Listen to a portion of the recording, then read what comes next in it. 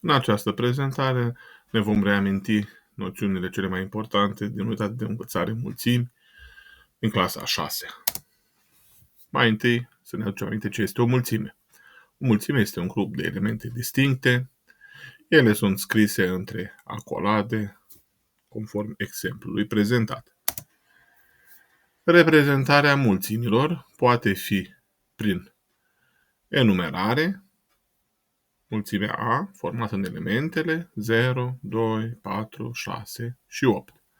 Sau prin diagrame Venn-Weiler, conform imaginii alăturate, prin precizarea unei proprietăți caracteristice a elementelor sale. Mulțimea A, mulțimea elementelor X, cu proprietatea că X este o cifră pară. Ne vom reaminti și operațiile cu mulțimi și vom începe cu reuniunea mulțimilor. Reuniunea mulțimilor este mulțimea elementelor care sunt în A sau în B.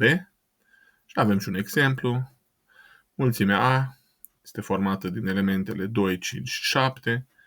Mulțimea B este formată din elementele 1, 2, 5 și 8. Iar mulțimea A reunit cu B va conține elementele 1, 2, 5, 7 și 8. Intersecția mulțimilor este mulțimea ce conține elementele comune celor două mulțimi. Avem și un exemplu. Mulțimea A este formată din numerele de la 1 până la 5, numerele naturale de la 1 până la 5. Mulțimea B este formată din elementele 1, 3, 9 și 12. Mulțimea de intersecție A intersectat cu B este formată din elementele comune mulțimilor A și B, 1 și 3. Diferența mulțimilor. B minus A este mulțimea elementelor din B care nu sunt în A, iar A minus B sunt elementele din A care nu sunt în B.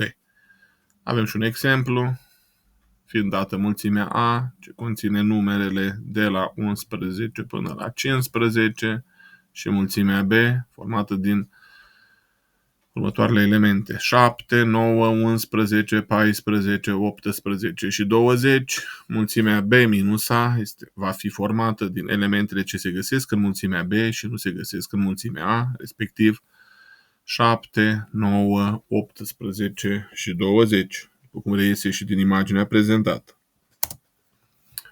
La final, ne propunem să rezolvăm câteva exerciții în care să folosim noțiunile recapitulate și, ca o concluzie, operațiile cu mulțimi ne permit organizarea informațiilor și rezolvarea unor probleme logice. Sper că vă este de folos acest material.